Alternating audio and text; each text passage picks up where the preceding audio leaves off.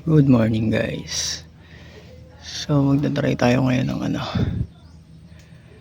ng MTRT stage 1 ng camshaft. So same procedure nung dati nung kinabit natin yung UMA R1.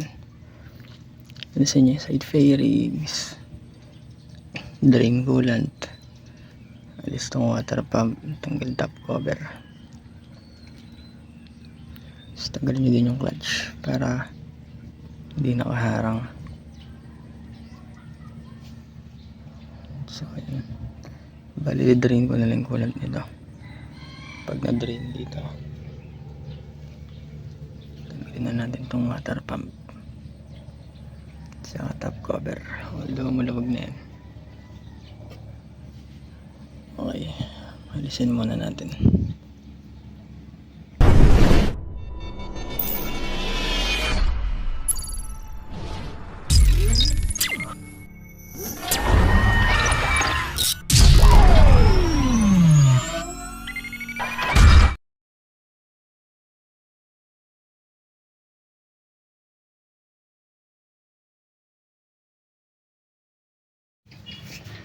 So yun, pag naalis nyo na tong water pump tsaka top cover, top dead nyo para malaman nyo kung naka top dead na. Ito, yung guhit na yan kailangan nakatapat dyan sa parang arrow. Tapos eto, guhit na to kailangan inline dito.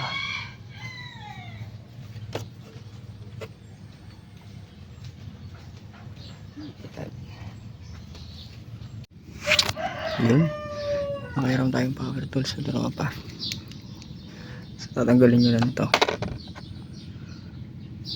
Pag natanggal nyo yung cam bolt, ang bearing bolts, tapos sunod tong cam gear tsaka yung pin, lagyan nyo na sabit to, baka mahulog. Tapos pag natanggal nyo na, tanggalin nyo na itong dalawa tornilyo. Pag natanggal nyo yung cam lock, tanggalin nyo itong cover, mahugod nyo yung cams. Okay, yun, bali tanggal na yung stock cams. Nasukat na natin intake tsaka exhaust. Bali eto, yun yung sukat nung pares lang intake at exhaust nya, 5mm, 5 yung lift, 5.0. yan, eto yung UMA 5.7 intake tsaka exhaust. Baling nalagay natin ngayon MTRT. Ito yung sukat nya, 5.6 yung exhaust, 5.2 yung intake. So mas mataas ng 0.2 mm sa intake tsaka mas mataas ng 0.6 sa exhaust. Yan, bali ito yung MTRT. Ito yung comparison ng tatlo. Visual inspection pa lang kita na. Ito yung UMA, taba ng loob niya, di ba? Ito yung MTRT. Ito naman yung stock.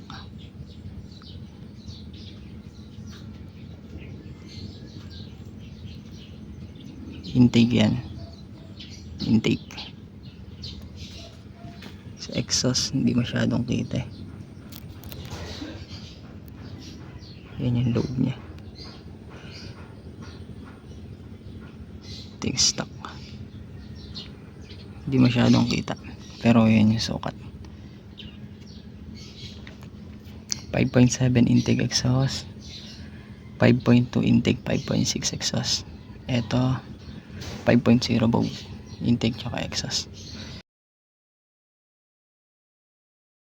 Bali nabili natin may kasama ng bearing MTRT stage 1B 1.2. so salpak na natin to. Alright, yan guys, naisalpak na natin yung cams MTRT stage 1. Pag nasalpak nyo na, make sure na naka top dead. Ito, yun na, Kailangan guhit na yun nakatapat dun sa bilog, parang patuldok. Tapos ito kailangan diretso, align yan, guhit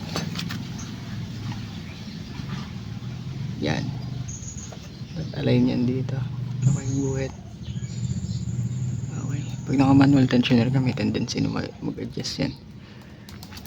Pag okay na yan, tune up muna. Sabi nila stop, tune up lang daw. Bali yung gagawin ko 10 intake, 18 exhaust. Ang advice ng kasa 10-14 sa intake, 20-24 sa exhaust. Bali gagawin ko 10-18 para medyo tahimik. Okay, tune up lang natin ta. Alright, first start up. Hindi ko muna tinakapan para makita natin kung may flow yung langis. Start natin.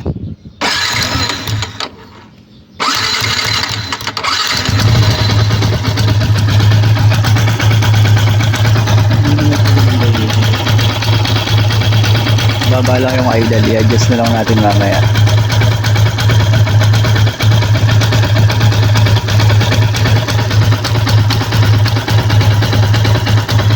RPM natin 1,000. Adjust natin mamaya. Idle. Pag nag-adjust ng idle, doon lang naman sa throttle body. Okay.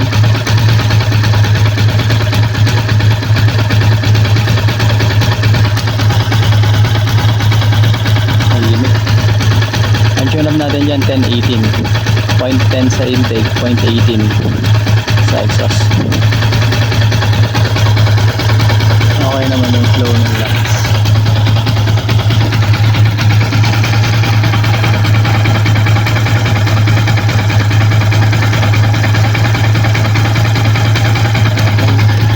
Takpan na natin.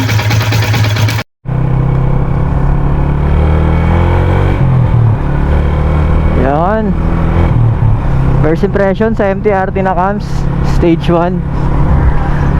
Bali ngayon pala pupunta tayo sa tropa natin. Babalik natin yung hiniram natin na power tools kanina, yung pinampaklas natin ng ating cam gear bolt. Bali kanina pag start, kita nyo naman sa video 1K RPM, medyo bumaba. I-adjust na lang naman sa yun, sa throttle body. Pero yun nga, compare sa UMA, walang pagpagto masyado. Gawa ng siguro kasi 5.0 yung stock cams lift ng intake. Etong MT-RT na stage 2 nasa halos 5.2. Correct me if I'm wrong, kasi yung pansukat natin Shopee lang yun. Pwedeng plus o minus 0.1, 0.2 mm yun. So bali sa pagkasukat ko naman yung stock cams 5.0 yung exhaust tsaka intake. Etong MT-RT 5.2 or possible 5.3 plus or minus 0.1 mm, 5.2, tapos yung intake yon, yung exhaust naman niya 5.6 or 5.7. Hindi katulad nun sa R1. Sa R1 ang sukat ko dun 5.7 eh. So yun nga, pwedeng plus or minus na 0.1 mm.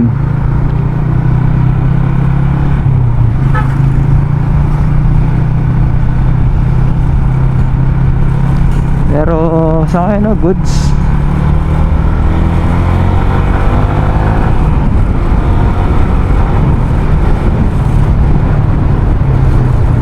Din may hatak, walang delay. Oh, second gear. Tsaka pag binaon,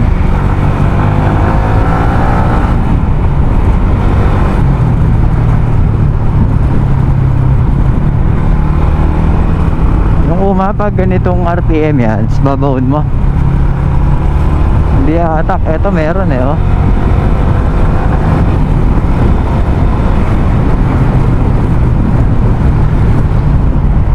Okay din. Pwede to habang nag-iipon pa tayo ng ano, pang programmable ECU. Pero yung uma na cams na R1, nasa akin pa din naman yon. Pinag-iisipan ko kung gagamitin ko kapag nag-programmable ECU kasi sayang din, ang ganda ng lift, ang taas. Ito siguro literal na pang bolt on lang.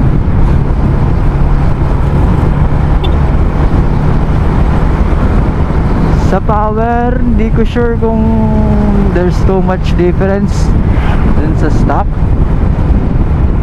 Pero yung 0.2 mm sa intake, malaking bagay na yun.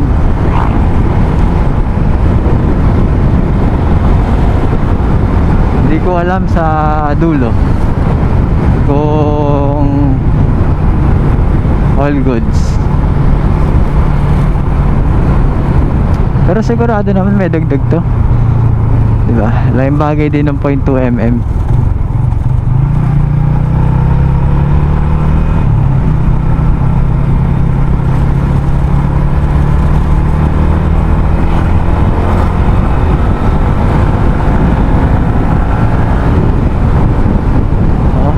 Uy, mahulog. Baka masira. Hindi sa atin yan, baka masira yung power tools. Babayad pa tayo. Yan, stay put ka lang dyan. Grabe nga yung panahon, no? Ang kulimlim. Yan, no? First gear yan, no? May gapang. Dun sa isang cams na ginamit natin, wala.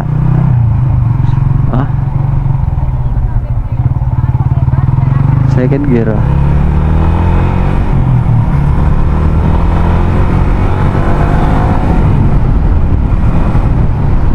Parang gusto mo yata magpapalit ng bago, ah. May balak kang tumalon.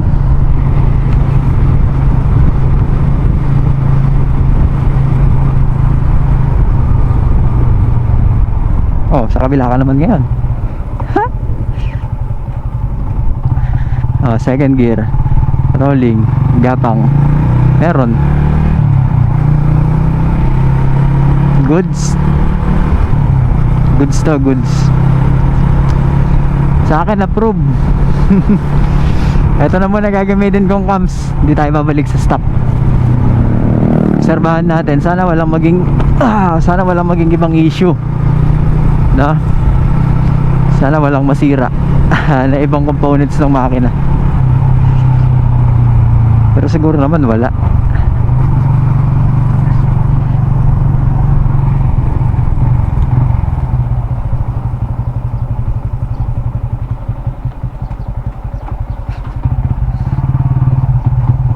Sa magtatanong, gamit natin ngayon MTRT stage 1 na cams.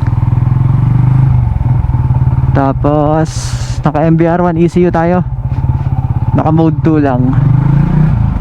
Tapos pipe natin, hand pipe ng Racing Monkey na standard, yung back pressure, hindi yung malaki.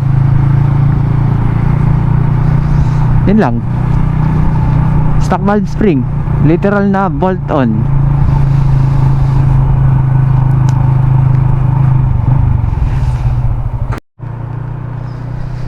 Yan, pauwi na tayo guys. Inaabot na tayo ng hapon. Alas 6 na. Medyo napakwento, tsaka pinanood natin yung ginagawang 4B.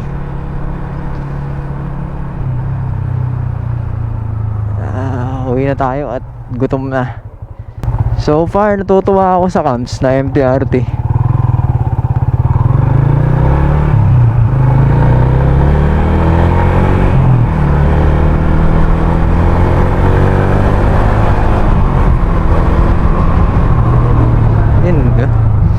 Galing na.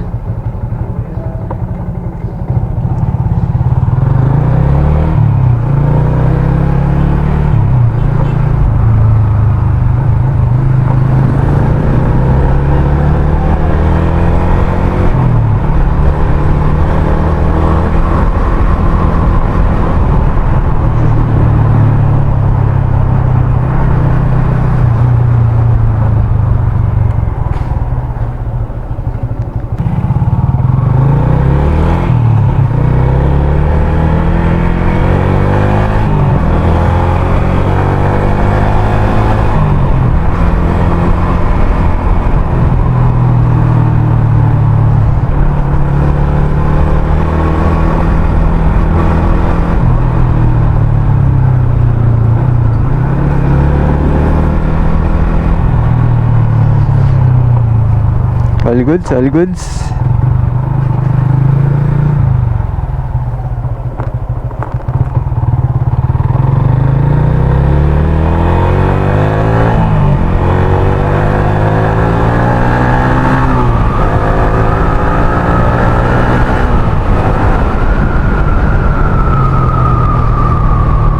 Ramdam.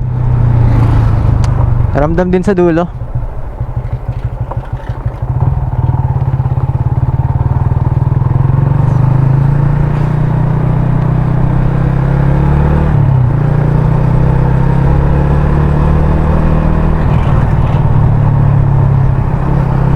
Top speed, malabo natin ma-top speed to dito.